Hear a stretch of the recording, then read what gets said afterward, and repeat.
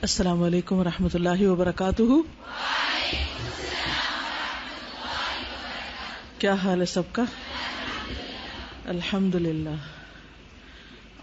آج کیا تاریخ ہے؟ 30 کیا؟ ذی القعدہ.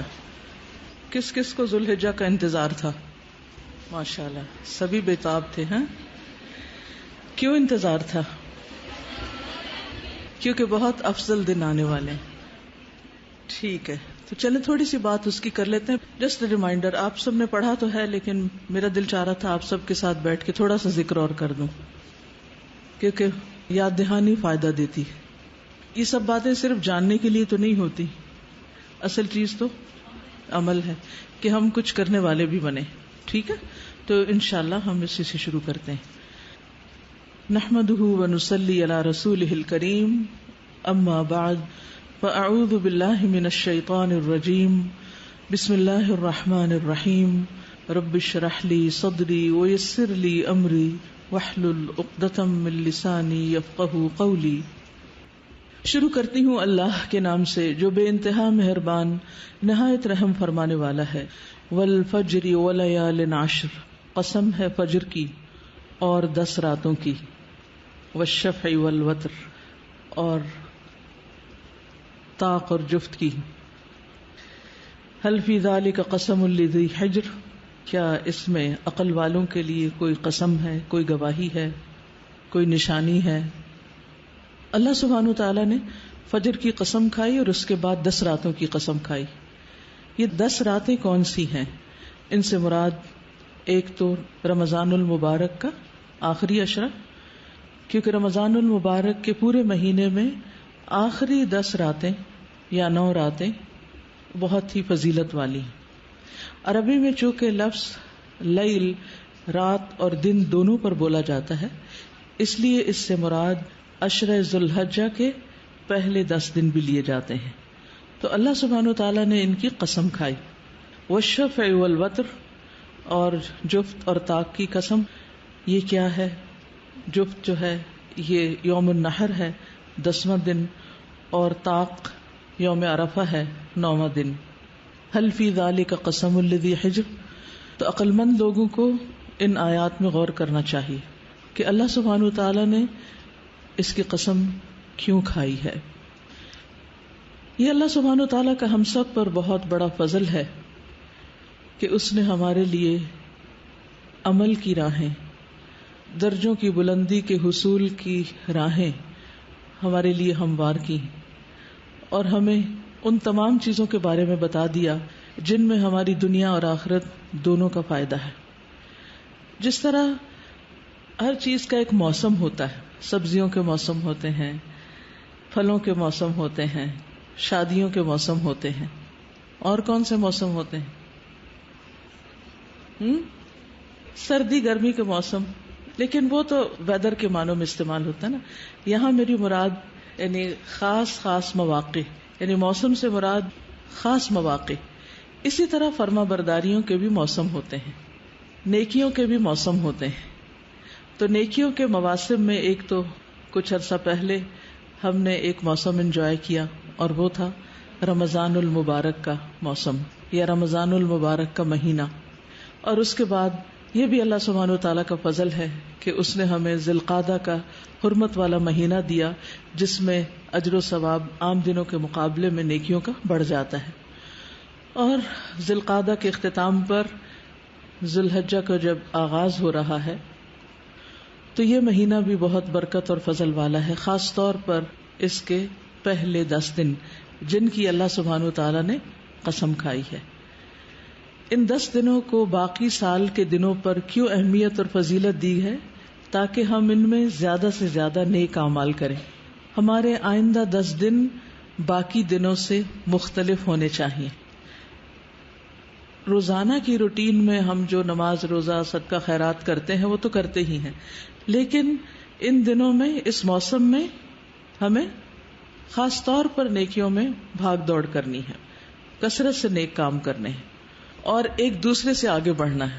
فاستبقوا الخیرات، ان کو نہیں دیکھنا جو ان دنوں میں بھاگ دوڑ نہیں کر رہے، کہ اچھا وہ بھی تو سو رہا ہے میں بھی سو جاؤں، وہ بھی تو نہیں کر رہا میں بھی نہیں کرتا، بلکہ ان کو دیکھنا جو ہم سے آگے ہیں، جو نیک کام کر رہے ہیں. اور حقیقت میں نیک کام وہ ہوتا ہے جس کو کرنے کے بعد انسان اپنے رب کے قریب ہوتا ہے. رب العالمین، جس نے پوری کائنات بنائی، جس نے مجھے اور آپ کو پیدا کیا، جس نے ہمیں ہر نعمت سے نوازا، جس نے ہمیں ہر طرح کا رزق عطا کیا، اس کے شکرانے کے طور پر ہمیں ایسے کام کرنا ہے جس سے ہمارا رب ہم سے راضی ہو جائے. تو رب کو راضی کرنے اور رب کا قرب پانے کا موسم آ رہا ہے، وہ دن آ رہے ہیں. ان دنوں کے بارے میں رسول اللہ صلی اللہ علیہ وسلم نے خود گواہی دی ہے کہ یہ سال کے بہترین دن ہیں. اور اللہ سبحانہ وتعالیٰ نے کیا گواہی دی قسم کھا کر، وَلَيَالٍ عَشْرٍ، کہ یہ بھی عظمت والی چیز ہے، اس کی طرف توجہ کرو. هل فی ذلک قسم لذی حجر. تو ہم سے کیا مطلوب ہے؟ ہم سے مطلوب ہے نیک اعمال کی کثرت اور اچھی طرح ان دنوں کا استقبال اور ان میں اچھے اچھے کام کرنے کی پلاننگ. جب آپ کسی بھی خاص موسم میں کسی خاص تہوار کا استقبال کرتے ہیں تو سب سے پہلے کیا کرتے ہیں؟ پلان کرتے ہیں. اس کے بعد مثلاً عید آ رہی ہے تو اس پلاننگ میں پہلی چیز کیا شامل ہوتی ہے؟ گھر کے حساب سے سوچیں. گھر کی صفائی، یس، پہلے صفائی اور اس کے بعد سجاوٹ. تو عشرہ ذی الحجہ کا استقبال بھی ہم اسی طرح کریں گے کہ ہم اپنی صفائی کا اہتمام کریں گے. ایک صفائی ستھرائی تو جسمانی ہوتی ہے کہ انسان، خاص طور پر وہ لوگ جو قربانی کرنے والے ہیں، وہ اپنے ناخن، بال اور باقی اپنی جسمانی صفائی ستھرائی عشرہ ذی الحج کے آنے سے پہلے ہی کر لیتے ہیں، کیونکہ اگلے 10 دنوں میں یہ سب کچھ ممنوع ہو جاتا ہے.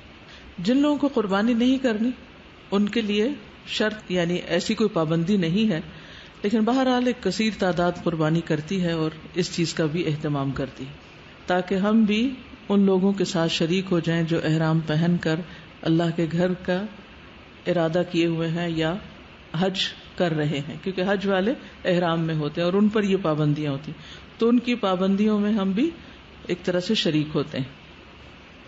دوسری بات یہ ہے کہ اللہ سبحانہ تعالی توبہ کرنے والوں اور پاک صاف رہنے والوں سے محبت کرتا ہے. تو جہاں آپ اپنی جسمانی صفائی ستھرائی کا خیال کریں گے، یعنی خصوصی طور پر ایک طرح سے اس عشرے کے استقبال کے لیے، وہاں اپنے گناہوں کی صفائی کا بھی خصوصی اہتمام کرنا ہے. تو اس کے لیے کیا کرنا ہے؟ سچی توبہ، یعنی اللہ سبحانہ تعالی سے ان سب گناہوں کی معافی مانگے جو رمضان اور آج تک ان 2 مہینوں میں ہو چکے ہیں، شوال اور ذی القعدہ میں، کیونکہ گناہ ہماری نیکیوں کے راستے میں رکاوٹ ہوتے ہیں. تو پہلا کام کیا کرنا ہے؟ توبہ کرنی. یعنی ویسے تو ہم استغفر اللہ کہتے رہتے ہیں، لیکن ایک ہوتی سچی خالص توبہ، پوری توجہ کے ساتھ اللہ سبحانہ تعالیٰ کی طرف رجوع کرتے ہوئے، کیونکہ توبہ میں ہماری دنیا اور آخرت دونوں کی بھلائی ہے. اور اس لیے بھی توبہ کہ اللہ سبحانہ تعالیٰ ہمارے لیے نیکیاں کرنا آسان کر دے، ہمارے دلوں کے بوجھ دور کر دے اور ہمارے گناہوں کے بوجھ ہم سے دور کر دے. اللہ تعالیٰ فرماتے ہیں وَتُوبُوا إِلَى اللَّهِ جَمِيعًا أَيُّهَا الْمُؤْمِنُونَ لَعَلَّكُمْ تُفْلِحُونَ. تم سب اللہ کے حضور توبہ کرو اے ایمان والو تاکہ تم فلاح پا سکو. دوسری بات یہ ہے کہ نیک اعمال کی شدید حرص رکھنی ہے، سچی نیت کرنی، کیونکہ جو صدق اور اخلاص کے ساتھ کسی نیک کام کی نیت کرتا ہے، سچا ارادہ ظاہر کرتا ہے، اللہ تعالی اس کو سچا ثابت کر دیتا ہے. جب ہم ہاف ہارٹیڈلی کوئی کام کرنا چاہتے ہیں نا، اچھا، اور شیطان ہمیں ڈراتا ہے. 2 دشمنوں کا تو آپ کو پتہ ہی، ایک اندر بیٹھا ہوا ایک باہر ہے، 2 طرف سے زد میں ہے. ایک کا مقابلہ پھر بھی آسان ہوتا ہے، لیکن 2 کا مقابلہ تو اور مشکل ہو جاتا ہے. تو بہرحال ہمارے اندر کا نفس جو ہے وہ کیا کہتا ہے، ابھی تو بہت گرمی ہے، ابھی تو بہت کام ہے، بہت مصروفیت ہے، روزہ کیسے رکھیں گے. اور باہر کا دشمن بھی دل میں طرح طرح کے وسوسے ڈالتا ہے. تو ان سے نجات حاصل کرنی، اس کا حل کیا ہے کہ انسان اپنے اندر سچا ارادہ اور نیت کر لے. جس کی نیت میں صدق ہوتا ہے اس کے لیے پھر عمل ہو جائے تو بہت اجر، نہ بھی ہو سکے کسی وجہ سے تو اللہ سبحانہ وتعالیٰ اس کو اس کے لیے لکھ دیتا ہے. والذین جاہدوا فینا لنہدینہم سبلنا وان اللہ لمع المحسنین. جو لوگ ہماری راہ میں جد و جہد کرتے ہیں ہم یقیناً انہیں اپنی راہیں دکھا دیتے ہیں اور اللہ یقیناً محسنین کے ساتھ ہے. تیسری چیز، آئندہ عشرے میں عبادت کے ساتھ ساتھ گناہوں سے دوری اختیار کرنا. اپنا محاسبہ کیجئے کہ اب تک کون سے گناہ ہیں جو میں نہیں چھوڑ پا رہی. مجھے پتا ہے یہ گناہ ہے اور پھر بھی میں نہیں چھوڑ رہی، تو ان کو شعوری طور پر چھوڑنے کا ارادہ اور ان سے دوری. یعنی ہر وہ کام جس سے انسان اللہ سبحانہ وتعالیٰ کی رحمت سے دور ہو جاتا ہے اس کو چھوڑ دینا ہے. اس لیے گناہوں کو چھوڑنے کا ارادہ اور اس کے لیے کوشش اور اس کے ساتھ ساتھ نیکیاں کرنے کا پکا ارادہ. ٹھیک ہے، اللہ سبحانہ وتعالیٰ سے ہمیں دعا کرنی ہے کہ اللہ تعالیٰ ہمیں توفیق عطا فرمائے. اب کچھ باتیں ہم عشرے کے حوالے سے کریں گے. اس کا ہر دن قیمتی ہے، ہر دن ہمیں نیکیاں کرنا ہے، لیکن خاص طور پر جو اس عشرے کا افضل ترین دن ہے وہ کون سا دن ہے؟ 9 ذی الحجہ، عرفہ کا دن، یوم عرفہ. عمر بن خطاب سے روایت ہے کہ ایک یہودی نے ان سے کہا کہ اے امیر المومنین، تمہاری کتاب قرآن میں ایک آیت ہے جسے تم پڑھتے ہو، اگر وہ ہم پر نازل ہوتی تو ہم اس دن کو عید کا دن بنا لیتے. پوچھا وہ کون سی آیت ہے؟ تو اس نے کہا الیوم اکملت لکم دینکم واتممت علیکم نعمتی ورضیت لکم الاسلام دینا. عمر رضی اللہ عنہ نے فرمایا ہم اس دن اس مقام کو خوب جانتے ہیں جب یہ آیت رسول اللہ صلی اللہ علیہ وسلم پر نازل ہوئی. اس وقت آپ عرفات میں جمعہ کے دن کھڑے ہوئے تھے. تو گویا قرآن کا آغاز کب ہوا تھا؟ نبی صلی اللہ علیہ وسلم کو نبوت کب ملی تھی؟ رمضان میں. اور تکمیل کب ہوئی؟ ذی الحجہ میں. اللہ سبحانہ وتعالیٰ نے خود فرمایا الیوم اکملت لکم دینکم، آج میں نے تمہارے دین کی تکمیل کر دی، تمہارے لیے دین مکمل ہو چکا ہے. تو آغاز بھی بابرکت اور اختتام بھی بابرکت. اور مجھے اچھی طرح یاد ہے کہ پچھلا ہمارا جو تعلیم القرآن جو لاسٹ میں نے تکمیل کروائی تھی، جس کو میں نے پڑھایا تھا، اللہ سبحانہ وتعالیٰ کی طرف سے میری کوئی ایسی پلاننگ نہیں تھی، لیکن اتفاق ایسا ہوا کہ جس وقت حاجی عرفات میں تھے اس وقت ہماری تکمیل ہو رہی تھی. یعنی وہ 2 چیزیں اتفاق سے اکٹھی ہو گئیں. تو بہرحال یہاں تو ہم چھٹی کرتے ہیں نا اس دن، اس لیے کوئی کام ہو نہیں سکتا کیونکہ آپ نے روزہ رکھنا ہے 9 ذی الحج کا. تو بہرحال تو اس لحاظ سے بھی یہ دن بہت افضل دن ہے، عرفات کا دن. اور پھر اس دن حاجیوں اور غیر حاجیوں دونوں کی بخشش ہوتی. 9 ذی الحجہ کا دن نبی صلی اللہ علیہ وسلم نے فرمایا تمہارا دوپہر کے بعد عرفات میں کھڑے ہونا، قیام، وقوف، کیونکہ بہت سے لوگ حج کرنے جاتے ہیں اور وہ وقوف نہیں کرتے، اپنے خیموں کے اندر ہی بیٹھے رہتے ہیں یا لیٹ جاتے ہیں یا کھانا کھا کے سو جاتے ہیں کہ ہم حج کر رہے ہیں. تو اس دن اگر دھوپ زیادہ نہ ستائے تو کھلے آسمان کے نیچے خیمے سے ذرا باہر نکل کر کھڑے ہو کر دعائیں مانگیں. تھک جائیں تو بیٹھ بھی جائیں، لیکن وقوف زیادہ بہتر ہے. یہ تو عرفات والوں کے لیے. تو اس دن اللہ سبحانہ وتعالیٰ آسمان دنیا پر نازل ہوتا ہے. ویسے تو اللہ سبحانہ وتعالیٰ کے نزول کا وقت کیا ہے؟ رات کا پچھلا پہر، لیکن اس دن کو نازل ہوتے ہیں اور فرشتوں سے تم پر فخر کرتے ہیں. اللہ تعالیٰ فرماتا ہے کہ میرے بندے میرے پاس کھلے اور گہرے راستے سے پراگندہ حالت میں آئے، تھکے ہارے پسینے والے میل کچیل والے، جو میری رحمت اور جنت کے امیدوار ہیں. انہیں اس میدان تک صرف یہی چیز لائی ہے، یعنی یہ مراد ہے. بس اگر تمہارے گناہ ریت کے ذروں یا بارش کے قطروں یا سمندر کی جھاگ کے برابر بھی ہوں تو میں انہیں بخش دوں گا. تو یہ حاجیوں کے لیے بشارت. آپ بھی سچی نیت کر لیں حج کی. ٹھیک ہے، میرے بندو لوٹ جاؤ، تم بخشائے ہو، اور ان کی بھی مغفرت ہے جن کی تم نے سفارش کی. اس کا کیا مطلب؟ یعنی جو وہاں پہنچے وہ باقی اپنے رشتہ داروں، دوستوں، عزیزوں سب کے لیے خوب خوب دعا کریں. تو نہ صرف یہ کہ ان کے وہاں ہونے سے ان کی بخشش ہوگی بلکہ پیچھے والوں کی بھی ہو جائے گی. کتنی بڑی خوشخبری ہے.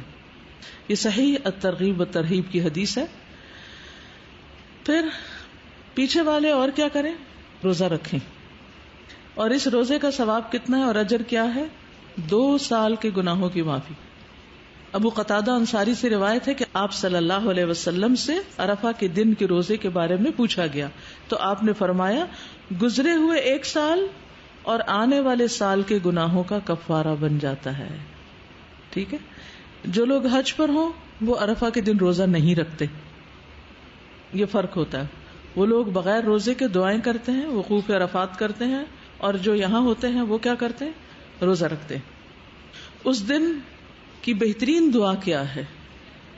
لا الہ الا اللہ وحدہ لا شریک لہ لہ الملک ولہ الحمد وہو علی کل شیء قدیر. یہ کلمہ وہاں کے لوگ تو پڑھیں گے ہی، آپ بھی یہاں پڑھ سکتے ہیں. تو اس دن خاص طور پر اس کی تسبیحات کیجئے. یہ دن آگ سے آزادی کا دن ہے. حضرت عائشہ فرماتی کہ رسول اللہ صلی اللہ علیہ وسلم نے فرمایا اللہ سبحانہ و تعالی عرفہ کے دن سے زیادہ کسی دن اپنے بندوں کو دوزخ سے آزاد نہیں کرتا. یعنی سب سے زیادہ لوگ اس دن جہنم کی آگ سے آزاد ہوتے ہیں اور اللہ سبحانہ و تعالیٰ اپنے بندوں کے قریب ہوتا ہے. پھر فرشتوں کے سامنے اپنے بندوں پر فخر فرماتے ہوئے فرماتا ہے کہ یہ سارے بندے کس ارادے سے آئے ہیں، یہ یہاں کیوں پہنچے. تو آبویسلی فرشتے کیا جواب دیتے ہوں گے؟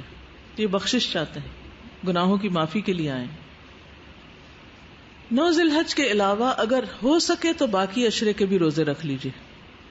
یعنی باقی دنوں کے 10 تاریخ عید کو تو نہیں رکھیں گے لیکن 9 روزے تو ہو ہی سکتے ہیں. رمضان کے روزوں کی قضا باقی سال میں بھی دی جا سکتی لیکن ان 10 دنوں کے روزے صرف انہی 10 دن میں ہی رکھنے ہوتے ہیں، تب ان کی فضیلت ہے. آپ یہ نہیں کر سکتے کہ یہ اس عشرے کے روزے آپ 1 مہینہ بعد رکھ لیں یا پہلے رکھ لیں. نو، وہ انہی دنوں میں ہی رکھیں گے تو اس کا اجر و ثواب زیادہ ہوگا عام دنوں کے مقابلے میں. ٹھیک ہے. 10واں دن جو ہے وہ یوم النحر، قربانی کا دن ہے. رسول اللہ صلی اللہ علیہ وسلم نے فرمایا اللہ کے نزدیک افضل دن یعنی افضل ترین دن یوم النحر اور اس کے بعد یوم القر یعنی 11 ذی الحجہ بھی ہے، کیونکہ اس دن بھی قربانی کی جاتی. اور جو قربانی کرنا چاہتا ہو وہ کیا کرے؟ ان دنوں میں ناخن اور بال نہ کاٹے. قربانی کے بارے میں قرآن مجید میں آتا ہے ان صلاتی ونسکی ومحیای ومماتی للہ رب العالمین. بے شک میری نماز، میری قربانی، میرا جینا اور میرا مرنا اللہ رب العالمین کے لیے. تو اس دن جب ہم قربانیاں دیکھتے ہیں تو کیا یاد آتا ہے؟ جب آپ کے سامنے ایک بکرا یا اونٹ ذبح ہو رہا ہو تو کیا یاد آتا ہے؟ اپنی موت بھی یاد آتی کہ یہ تو اللہ کے راستے میں جا رہا ہے. کیا ہماری موت بھی اللہ کے راستے میں ہوگی یا اپنے نفس کو خوش کرتے ہوئے، لوگوں کو خوش کرتے ہوئے، شیطان کو خوش کرتے ہوئے ہوگی؟ ظاہر ہے جس راستے پر آج آپ چل رہے ہیں اسی راستے پر ہی اختتام ہوگا. تو بہرحال یہ یاد رہے کہ یہ دن دنیا کے افضل ترین دنوں میں سے ہیں، یعنی عشرہ ذی الحجہ کے دن افضل ترین دن، یہ حدیث میں آتا ہے. اور ان دنوں میں کیا گیا کوئی بھی نیک عمل، چاہے روزہ ہو یا نوافل ہو یا صدقہ خیرات ہو یا کسی مریض کی عیادت ہو یا گھر والوں کی خدمت ہو کہ ان کے لیے آپ سحری بنا رہے ہیں، افطاری بنا رہے ہیں، یہ سارے کام اللہ کی خاطر اگر آپ کر رہے ہیں تو ان کا اجر و ثواب عام دنوں سے کہیں زیادہ ہے. آپ یہ بھی کر سکتے ہیں کہ اگر آپ کے کچھ قضا روزے رہتے ہیں تو ان کی نیت سے بھی آپ ان دنوں میں روزے رکھ سکتے ہیں. تو عشرہ ذی الحجہ کے بھی جو فضیلت ہے وہ بھی آپ کو مل جائے گی اور قضا روزے بھی پورے ہو جائیں گے. بس آخری جو 9 ذی الحجہ کا روزہ ہے وہ آپ اسی نیت سے رکھ لیں تاکہ وہ خاص اس کی جو فضیلت ہے وہ حاصل ہو سکے. ابن عباس کہتے ہیں کہ رسول اللہ صلی اللہ علیہ وسلم نے فرمایا اللہ تعالیٰ کو کوئی نیک عمل کسی دن میں اتنا پسندیدہ نہیں جتنا ان دنوں میں پسندیدہ اور محبوب ہوتا ہے، یعنی عشرہ ذی الحجہ. صحابہ نے کہا اے اللہ کے رسول کیا جہاد فی سبیل اللہ بھی نہیں؟ فرمایا نہیں، جہاد فی سبیل اللہ بھی نہیں، مگر جو شخص اپنی جان اور مال لے کر نکلا ہو پھر کچھ واپس نہ لایا ہو، پھر کچھ واپس نہ لایا یعنی شہید ہو گیا ہو، تو شہادت کا مرتبہ بہرحال بلند ہے۔ راوی کہتے ہیں کہ سعید بن جبیر ذی الحجہ کے 10 دن داخل ہونے کے بعد عبادت میں بہت زیادہ کوشش کرتے تھے، اتنی جس کی وہ قدرت نہیں رکھتے تھے، یعنی عام دنوں میں وہ کر نہیں پاتے تھے جتنی وہ ان دنوں میں کیا کرتے تھے۔ تو ہم کیا کیا کر سکتے ہیں؟ نمبر 1 ذکر و اذکار کر سکتے ہیں۔ مثلا آپ پیریڈز میں ہیں، آپ کو نماز نہیں پڑھنا اور کام نہیں آپ کر پا رہے، روزہ نہیں رکھ پا رہے، تہجد نہیں پڑھ سکتے، تو آپ کیا کریں؟ کثرت سے ذکر کریں۔ کوئی چیز آپ کو ذکر سے نہیں روک سکتی، اس کے لیے وضو کے ساتھ ہونا بھی شرط نہیں، کیونکہ اس کی تلقین آپ نے خود فرمائی۔ آپ نے فرمایا کوئی دن اللہ کے ہاں ان 10 دنوں سے زیادہ عظمت والا نہیں، اور نہ ہی کسی دن کا عمل اللہ تعالیٰ کو ان 10 دنوں کے عمل سے زیادہ محبوب ہے، پس تم ان 10 دنوں میں کثرت سے تحلیل یعنی لا الہ الا اللہ، تکبیر اللہ اکبر اور تحمید الحمدللہ کہو۔ تو ان 10 دنوں میں جو ذکر سب سے افضل ہے وہ کیا ہے؟ تکبیرات، ٹھیک ہے؟ اور تکبیرات کون کون سی ہوتی ہیں؟ ایک تو چلیے دوہرا لیتے ہیں، اللہ اکبر اللہ اکبر اللہ اکبر لا الہ الا اللہ اللہ اکبر اللہ اکبر وللہ الحمد اللہ اکبر اللہ اکبر اللہ اکبر لا الہ الا اللہ اللہ اکبر اللہ اکبر وللہ الحمد۔ تو اس میں حمد بھی آ گئی، اللہ اکبر بھی آ گیا اور لا الہ الا اللہ بھی آ گیا۔ ایک اور تکبیر بھی پڑھی جاتی ہے، اللہ اکبر کبیرہ والحمد للہ کثیرہ وسبحان اللہ بکرۃ واصیلا۔ نبی صلی اللہ علیہ وسلم نے فرمایا سب سے افضل کلام سبحان اللہ والحمد للہ ولا الہ الا اللہ واللہ اکبر ہے، یعنی سورج جن چیزوں پر طلوع ہوتا ہے ان میں سب سے زیادہ محبوب مجھے یہ ذکر ہے۔ ایک اور جگہ پر افضل الذکر لا الہ الا اللہ ہے، تو آپ خالی لا الہ الا اللہ بھی پڑھ سکتے ہیں، لا الہ الا اللہ وحدہ لا شریک آخر تک بھی پڑھ سکتے ہیں، اور یہ بھی سبحان اللہ والحمد للہ ولا الہ الا اللہ واللہ اکبر، اور تکبیرات اللہ اکبر لا الہ الا اللہ واللہ اکبر۔ اور پھر اللہ سبحانہ تعالیٰ کا چنا ہوا کلام کون سا ہے جو پسندیدہ ہے، جو اللہ نے اپنے فرشتوں اور بندوں کے لیے چنا، وہ ہے سبحان اللہ و بحمدہ۔ تو اس کی بھی آپ یعنی کثرت کر سکتے ہیں، کم از کم صبح شام 100 بار اس کی تسبیح بیان کریں۔ دوسرے ہے قرآن کی تلاوت، اور آپ سب جانتے ہیں کہ ایک حرف کے بدلے میں کیا ملتا ہے؟ 10 نیکیاں، 10۔ قرآن سفارش کرے گا کس کے لیے؟ پڑھنے والوں کے لیے، شفیعا لاصحابہ۔ اصحاب کون ہوتے ہیں؟ ساتھی۔ تو قرآن کے ساتھی کون ہیں، یا قرآن کن کا ساتھی؟ جو اس کو ساتھ رکھتے ہیں۔ ساتھی کون ہوتا ہے؟ جو ساتھ ہوتا ہے۔ تو قرآن مجید کو کہاں رکھیں؟ شیلف پر یا ساتھ؟ ساتھ۔ ایک تو دل میں ہوتا ہے، وہ بھی ساتھ ہوتا ہے، وہ سب سے زیادہ ساتھ ہوتا ہے، اور جو دل میں نہیں وہ آپ کے مصحف میں آپ کے ساتھ رہنا چاہیے۔ آپ دیکھیے کہ جن کے دلوں میں ہے وہ تو بہت ہی خوش قسمت ہے۔ نبی صلی اللہ علیہ وسلم نے فرمایا قیامت کے دن قرآن مجید آئے گا اور کہے گا اے میرے رب اس کو زیور پہنا دیجیے۔ کس کو؟ قاری قرآن کو۔ تو اس شخص کو عزت کا تاج پہنایا جائے گا۔ قرآن مجید پھر کہے گا اے رب اور زیادہ اس کی عزت افزائی فرمائیے، تو اس قرآن پڑھنے والے کو عزت کا لباس پہنایا جائے گا۔ قرآن مجید پھر کہے گا اے میرے رب اس سے راضی ہو جائیے، تو اللہ تعالیٰ اس شخص سے راضی ہو جائے گا۔ پھر اللہ تعالیٰ فرمائے گا قرآن پڑھتے جاؤ، جنت کے درجات چڑھتے جاؤ، اور ہر آیت کے ساتھ ایک نیکی بھی زیادہ کر دی جائے گی، یعنی اور زیادہ فضیلت بڑھا دی جائے گی۔ تو اگر آپ سارے کام چھوڑ کے حافظ بننے کے لیے نہیں بیٹھ سکتے ایک جگہ، وقت ایک دن میں ایک آیت یا 2 دن میں ایک آیت یا ہفتے میں ایک آیت، یہ تو یاد کر ہی سکتے ہیں نا. کیا خیال ہے؟ اس کے لیے بس آپ کو ایک کام کرنا ہوگا، اور وہ یہ کہ کوئی ایک وقت باندھنا ہوگا. ٹھیک ہے؟ اور وہ وقت آپ کی ٹریولنگ ٹائم بھی ہو سکتا ہے، وہ وقت آپ کا رات کو سونے سے پہلے بھی ہو سکتا ہے، وہ صبح اٹھ کر جو فجر کے بعد تلاوت آپ کرتے ہیں وہ بھی ہو سکتا ہے، جو کوئی بھی وقت ہو سکتا ہے. بس اس میں آپ ہوں اور آپ کا قرآن ہو اور آپ کی وہ ایک آیت ہو. ایک آیت یاد کر لیں، ہفتہ بعد اس کو دہراتے رہیں، جب 3 ہو جائیں 4 ہو جائیں نمازوں میں پڑھنا شروع کر دیں. اور پھر آپ جب اس کو دہرائیں تو اس پر غور بھی کریں. آیت وہ ہو جس کا ترجمہ آپ کو آتا ہو، اور اسے بار بار دہرائیں، بار بار دہرائیں، بار بار دہرائیں، اور اس میں غور کریں کریں کریں کریں. اور اگر آپ کو تھوڑی سی عربی آتی ہے نا تو آپ گوگل سرچ پر اسی آیت کو پیسٹ کریں، اور نیچے بے شمار لنک کھلیں گے مختلف تفاسیر کے. آپ اس کو ایک کے بعد ایک پڑھتے جائیں.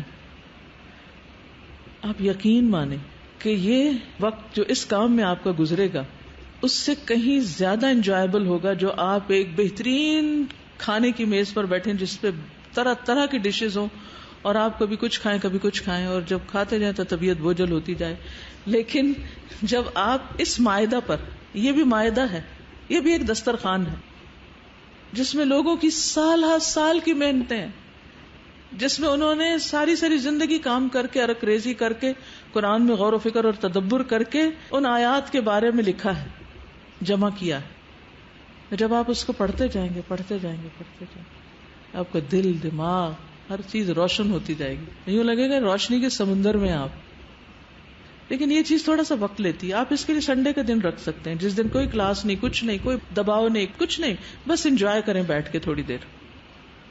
جو لوگ فقہ القلوب کافی دن سے پڑھ رہے ہیں وہ یہ کر سکتے ہیں. کچھ مشکل نہیں، بس ایک آیت، چھوٹی سی آیت، ایک آیت لے لیں. اقبال نے کہا تھا نا، قرآن میں ہو غوطہ زن اے مرد مسلمان. شعر سب کو آتا ہے، دیکھ کتنے لوگ بولے ہیں، لیکن کتنے غوطہ زن بھی ہوئے ہیں پھر جو ڈوبے ہیں اور پھر کچھ موتی نکال کے لائیں. آپ یقین کریں اگر اس طریقے سے آپ پڑھیں گے اور حفظ کریں گے اور نمازوں میں پڑھیں گے، آپ کی نمازوں کی کوالٹی یقیناً بہتر ہوگی، کیونکہ آپ نے مشقت کر کے ایک آیت سیکھی ہے نا. اس وقت جس طرح آپ پڑھ رہے ہیں نا، یہ تو انٹرٹینمنٹ ہے. کسی نے پڑھا، پڑھ کے بول دیا، آپ نے سن لیا اور آپ نے سمجھ لیا، ٹھیک ہے، یہ پہلا سٹیپ ہے، تھوڑا سا آگے بڑھیں. ٹھیک ہے، جو بگنرز ہیں ان کے لیے میں سمجھتی ہوں مشکل، لیکن میری ایک بتائی ہوئی ایک ترکیب جو ہے یہ شاید آپ کو زندگی میں کسی وقت کام آ جائے. یعنی اس قرآن کو اگر آپ نے ساتھی بنانا نا تو ساتھی جو دوست جو ہوتا ہے نا اس کو تنہائی میں لے کے بیٹھتے پھر مزہ زیادہ آتا ہے باتیں کرنے کا. ایک ہوتا ہے نا سب کے ساتھ، اس کا اپنا ایک مزہ ہے. اس وقت ہم پڑھ رہے ہیں قرآن کی بات، اور ایک یہ ہے کہ سب اپنے اپنے کاموں میں لگے اور آپ لے کے بیٹھے ہوئے تفاسیر، اس کو پڑھ رہے، اس کو پڑھ رہے، اس کو پڑھ رہے، اس کو پڑھ رہے، روشنی پہ روشنی پہ روشنی پہ روشنی. اور آپ یقین کریں کہ اگر آپ کو 50% بھی سمجھ آتا ہے نا، کئی چیزیں آپ اس میں سے سیکھ جائیں گے. اس پہ نہ کہیں ہمیں نہیں سمجھ آتی عربی، کرنا تو شروع کریں، کر کے تو دیکھیں. کیا دنیا بھر کی چیزیں ہم سرچ کرتے رہتے. اللہ کا شکر ہے ہم اس دور میں پیدا ہوئے ہیں کہ ہمیں یہ ساری چیزیں اکٹھی ہو کے ایک جگہ مل جاتی. آج سے 10 سال پہلے، 20 سال پہلے یہ لگژری کسی کو حاصل نہیں تھی.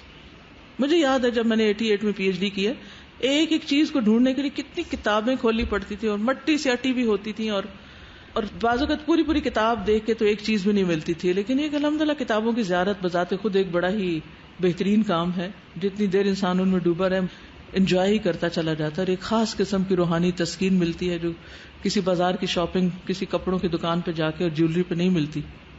یہ الگ ہی ایک دنیا ہے اگر اس کا آپ ٹیسٹ ڈیولپ کریں.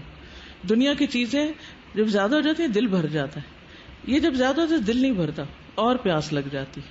تو بہرحال قرآن کو ساتھی بنا لیں. ساتھی دیکھیں، ہم مصروف بھی ہوتے ہیں نا تو اپنے دوستوں سے ہفتے میں 1 آدھ دفعہ تو مل ہی لیتے ہیں نا. جا کے ویکینڈ پہ کسی وقت ہم کہتے ہیں اچھا آج کے دن ہم جائیں گے ملاقات کریں دوستوں سے، رشتہ داروں سے. لوگ ویکینڈ پہ کیا کرتے ہیں بتائیے؟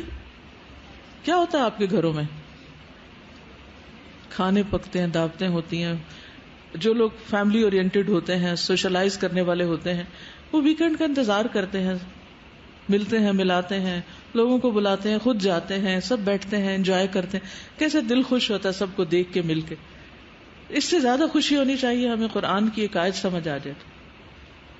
تو بہرحال ابھی آپ کو پورے 1 ہفتے سے زیادہ کی چھٹیاں ہو رہی ہیں اور وہ آپ کے دن ہیں. ٹھیک ہے، عید کر لیجئے، ملیے ملائیے، روزہ رکھ لیجئے، سب کچھ، لیکن کچھ نہ کچھ قرآن کے ساتھ ہی جو ساتھ ہو اس کے ساتھ بھی وقت گزاریے. اگر اللہ آپ کو توفیق دے تو اس عشرے میں 1 قرآن ختم کر لیجئے. میں اس لیے مشورہ دے رہی ہوں کہ ہو سکتا ہے سب کو نہ فائدہ دے، مگر ہو سکتا ہے کسی کو فائدہ بھی دے جائے. اس کے تھوڑی سی میں بریک اپ آپ کو بتا دیتی ہوں، شاید اس طرح آپ کو آسانی ہو جائے. کل کسی نے مجھے بڑی انٹرسٹنگ ایک سٹوری سنائی. ایک مشورہ کیا تھا، سورت یاسین شروع ہوئی تو میں نے 4th بیچ میں اپنے اسٹوڈنٹ سے کہا اپنے دوستوں کو لے کر آئے. تو ایک خاتون اپنے ایک دوست کو لے آئی. ان کو اتنی اچھی سورت یاسین لگی، انہوں نے پورے قرآن کی تفسیر و کورس کر لیا، ایک دن آنے سے، ایک دفعہ بلانے سے اور ایک مشورہ دینے سے. پھر ہر ماں اپنے بچوں کے لیے حریص ہوتی ہے. بہرحال کورس کے دوران میں نے ایک اور مشورہ دیا کہ بچوں کو باہر پڑھنے بھیجنے سے پہلے ان کو راستے میں عمرہ کروا دیں. تو ان کے بیٹے نے امریکہ جاتے ہوئے راستے میں 2 دن کے ٹرانزٹ ویزے پہ عمرہ کیا. عمرے سے اس کا دل بدل گیا. تو دنیا ہی کچھ اور ہے، وہ دل بدلنے والی جگہ ہے. تو بہرحال جب وہ وہاں پہنچا تو اتفاق سے جو اس کا کلاس فیلو تھا اس کے کمرے میں تفسیریں رکھی ہوئی تھی. اس نے وہاں جا کے تفاسیر پڑھنی شروع کر دی اور پھر اس نے وہیں پر کام وغیرہ کیا کچھ سال، وہیں پر شادی کی ایک دیندار لڑکی سے، پھر وہ اس کو لے کے واپس پاکستان آ گیا. تو بہرحال کہنے کا مطلب یہ ہے کہ ایک مشورے سے کیا ہوا، اگلا سٹیپ، اگلا کا واپس وہیں آ گئے جہاں سے چلے تھے. تو یہ مشورہ بھی اس لیے دیتی ہوں شاید آپ عمل کر ہی سکیں. پہلے ذوالحجہ جیسے کل ہے، البقرہ اور آل عمران پڑھ لیں. دوسرے دن النساء اور المائدہ پڑھ لیں. تیسرے دن الانعام اور التوبہ تک پڑھ لیں. چوتھے دن یونس سے نحل تک پڑھ لیں. 5ویں دن اسراء سے فرقان تک پڑھ لیں. 6 دن شعراء سے یاسین تک پڑھ لیں. 7ویں دن صافات سے قاف تک پڑھ لیں. 8ویں دن زاریات سے مجادلہ تک پڑھ لیں. 9ویں دن حشر سے الناس تک پڑھ لیں. 10ویں دن کا آپ کو کچھ نہیں بتا رہی کیونکہ عید کا دن ہوگا، پھر آپ کی حقیقی عید ہوگی کیونکہ آپ کا قرآن بھی ختم ہو چکا ہوگا. اگر کسی وجہ سے 1-2 دن ابھی جو نہ کر پائیں تو جو چھٹیاں ہوں گی اس میں کر لیں. بہرحال کسی اور کو مشورہ دیتے شاید اس کو فائدہ دے دے. اسی طرح نوافل جو ہیں، نوافل اللہ سبحانہ وتعالیٰ کا قرب عطا کرتے ہیں. قرب اللہ تعالیٰ فرماتے ہیں، صحیح بخاری کی حدیث ہے اور حدیث قدسی ہے، میرا بندہ جن جن عبادتوں سے میرا قرب حاصل کرتا ہے ان میں کوئی عبادت مجھے اس سے زیادہ محبوب نہیں جو میں نے اس پر فرض کی ہے. اور میرا بندہ فرض کے بعد نفل عبادت کر کے، فرض کے بعد میں نے اپنے پاس سے لگایا حدیث کے لفظ نے، یعنی فرض تو ہو گئے، نفل عبادت کر کے مجھ سے اتنا قریب ہو جاتا ہے کہ میں اس سے محبت کرنے لگتا ہوں. تو نوافل کیا ہے؟ اللہ سبحانہ تعالیٰ کی محبت حاصل کرنے کا ذریعہ. اور ہر سجدے سے درجہ بلند ہوتا ہے، ہر سجدے سے. جو شخص 1 رکوع یا 1 سجدہ کرتا ہے اس کا ایک درجہ بلند کر دیا جاتا ہے، ایک گناہ معاف کر دیا جاتا ہے. اور قیامت کے دن انسان کو کتنی حسرت ہوگی جب اپنے سے اوپر والے درجے والوں کو دیکھے گا. اور پھر حدیث میں آتا ہے، مسند احمد کی روایت ہے، مسلمان بندہ جب اللہ کی رضا حاصل کرنے کے لیے نماز پڑھتا ہے تو اس کے گناہ اس طرح جھڑ جاتے ہیں جیسے اس درخت کے پتے جھڑ رہے ہوں، یعنی جو سوکھا ہوا درخت ہوتا ہے. اور جب نماز کے لیے انسان کھڑا ہوتا ہے تو سارے گناہ لا کے اس کے کندھے پہ رکھ دیے جاتے ہیں. جب رکوع اور سجدہ کرتا ہے تو اس کے گناہ بھی اس سے جھڑ جاتے ہیں. السلسلہ صحیحہ کی حدیث. پھر ان دنوں میں صدقہ خیرات کرنا ہے. وَأَنفِقُوا مِمَّا رَزَقْنَاكُمْ من قبل ان يأتي احدكم الموت فيقول رب لولا اخرتني الى اجل قريب فاصدق واكن من الصالحين. اور اس میں سے خرچ کرو جو ہم نے تمہیں دیا ہے اس سے پہلے کہ تم میں سے کسی کو موت آ جائے، پھر وہ کہے اے میرے رب تو نے مجھے قریب مدت تک مہلت کیوں نہ دی کہ میں صدقہ کرتا اور نیک لوگوں میں سے ہو جاتا. موت کے بعد انسان کو بہت ریگریٹس ہوں گی. حضرت عمر جب فوت ہو رہے تھے تو انہوں نے کیا کہا تھا، کیا قول تھا ان کا؟ اللہ کی قسم اگر اس وقت مجھے زمین بھر بھی سونا مل جائے تو میں کیا کروں؟ صدقہ کر کے قبر کی آگ سے، جہنم کی آگ سے بچنے کی فکر کروں. موت تو آنی ہے نا ہم سب پہ. ہمیں نہیں پتا کب آ جائے. کچھ نہ کچھ صدقہ ان دونوں میں ضرور کرنا ہے. اور پروجیکٹ میں نے آپ کو پہلے سے بتا رکھا ہے کہ اس وقت میرے خیال میں بیسٹ صدقہ جو ہے وہ یہ کہ ہم اپنے آئندہ کے لیے ایسی جگہ انویسٹ کریں. آپ یوں سمجھیں جیسے آپ نے کسی انویسٹمنٹ بینک میں پیسہ ڈالا ہے جس کا پروفٹ آپ کو ساتھ ساتھ ملتا رہے گا, جتنا بھی اس سے صدقہ جاری آئے گا. یا اس کی نئی بلڈنگ جو آپ کے سامنے بن رہی. کل الحمدللہ مجھے اسکول کے 3 کیمپس وزٹ کرنے کا موقع ملا, اور جب میں ایک جگہ پر داخل ہو رہی تھی, بالکل چھوٹے چھوٹے بچے تکبیرات پڑھتے ہوئے وہاں سے نکل رہے تھے. تو میں سوچ رہی تھی کیا ہم میں سے کسی نے اس عمر میں تکبیرات پڑھی ہیں؟ ہمیں کسی نے بتایا اس عمر میں کہ ان 10 دنوں میں تکبیرات پڑھی جاتی. ہم میں سے تو کئی لوگ اپنے بڑھاپے کو پہنچ چکے اور انہیں نہیں پتا چلا کہ یہ تکبیرات پڑھنے کے دن ہیں. اور ان کے لیے وہ سارے ماڈلز وغیرہ بنائے جا رہے تھے جس میں ان کو عشرہ ذی الحج کی تھیم آ رہی تھی ان کی, کہ وہ ریفریش کرے, بچوں کو پتا چلے کہ حج کیا ہے اور کیسے کرنا ہے اور کیا فائدہ ہے ان دنوں کا. تو جو تعلیم بچپن سے دے دی جاتی ہے اس کا فائدہ ہی کچھ اور ہے. تو بہرحال تو صدقے کو معمولی نہیں سمجھنا, خواہ کھجور کا ایک ٹکڑا ہی کیوں نہ ہو. اور جو اللہ کی راہ میں کوئی چیز خرچ کرتا ہے اس کے لیے اس کا 700 گنا اجر لکھا جاتا ہے. سنن ترمذی کی روایت ہے. نفقہ فی سبیل اللہ, اللہ کے راستے میں, اللہ کے دین کے راستے میں. پھر روزوں کا اہتمام, روزے کا اجر. اللہ سبحانہ وتعالیٰ فرماتے ہیں الصوم لی وانا اجزی بہ, روزہ میرے لیے میں خود جزا دوں گا. اس کی جزا کتنی بڑی ہوگی اس کا کوئی اندازہ نہیں کر سکتا. ابو امامہ کہتے ہیں میں نبی صلی اللہ علیہ وسلم کے پاس حاضر ہوا, میں نے عرض کیا مجھے ایسی چیز کا حکم دیجئے جو میں آپ سے حاصل کر لوں. آپ نے فرمایا روزہ رکھا کرو کیونکہ اس جیسی کوئی چیز نہیں, کیونکہ اس کے اجر اللہ تعالیٰ نے اپنے ذمہ لے لیا, وہ خود دے گا. اور روزہ جہنم کی آگ سے 70 برس دور کرنے والا عمل ہے. ابو سعید خدری کہتے ہیں کہ رسول اللہ صلی اللہ علیہ وسلم نے فرمایا جو بندہ بھی اللہ کے راستے میں ایک دن روزہ رکھتا ہے اللہ تعالیٰ اس دن کی وجہ سے اس کے چہرے کو 70 برس کی مسافت تک آگ سے دور کر دیتا ہے. یہ صحیح مسلم کی روایت ہے. پھر اسی طرح یہ دن جب گزرے تو ایک خاص دعا کرنی ہے. اے اللہ آپ نے ہمیں رمضان نصیب کیا, آخری عشرہ نصیب کیا, طاق راتیں نصیب کی, لیلۃ القدر نصیب کی, اور اب آپ نے اپنی رحمت سے ہمیں یہ عشرہ نصیب کیا اور اس کے 10 فضیلت والے دن. اللہ ہمیں وہ دن نصیب کرنا جس کو یوم المزید کہتے ہیں. کیا کہتے ہیں؟ یوم المزید, جس دن اللہ سبحانہ وتعالی بندوں کو اپنا دیدار کروائیں گے, اور وہ جمعے کا دن ہوگا. یوم المزید اللہ ہم سب کو نصیب کرے.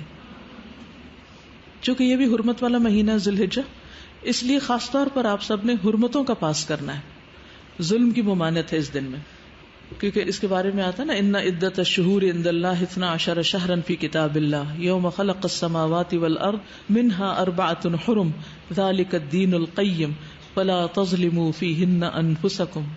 بے شک مہینوں کی گنتی اللہ کے نزدیک اللہ کی کتاب میں 12 مہینے ہیں. اس دن سے جب سے اللہ سبحانہ وتعالیٰ نے آسمانوں اور زمین کو پیدا کیا, ان میں سے 4 حرمت والے ہیں. یہی سیدھا دین ہے, سو ان میں اپنی جانوں پر ظلم نہ کرو. وہ کیسے ہوتا ہے؟ گناہ کر کے, گناہوں سے بچنا ہے, اور خاص طور پر حقوق العباد کا خیال, کسی کو تکلیف نہیں دینی. ایک مسلمان کی ہر چیز دوسرے مسلمان پر حرام ہے, اس کا خون, اس کا مال اور اس کی عزت و آبرو.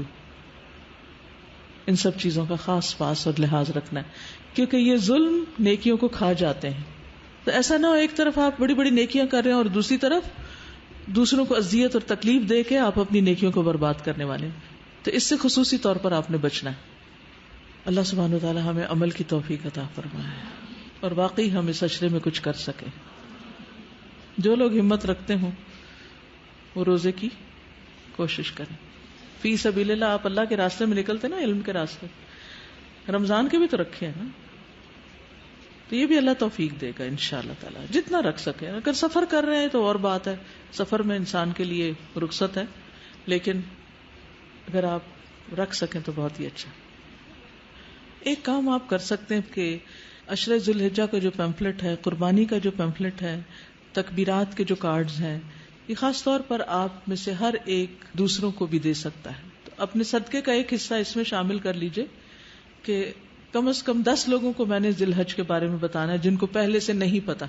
ٹھیک ہے, تو ان کو آپ ایسی چیزیں دے کر بھی انفارم کر سکتے ہیں تاکہ وہ بھی شریک ہوں, اور وہ جو کچھ کریں گے اس کا اجر بھی آپ کو ملے گا. رائٹ, انشاءاللہ. اوکے, سبحانک اللہم و بحمدک اشہد ان لا الہ الا انت استغفرک و اتوب الیک. السلام علیکم و رحمۃ اللہ وبرکاتہ.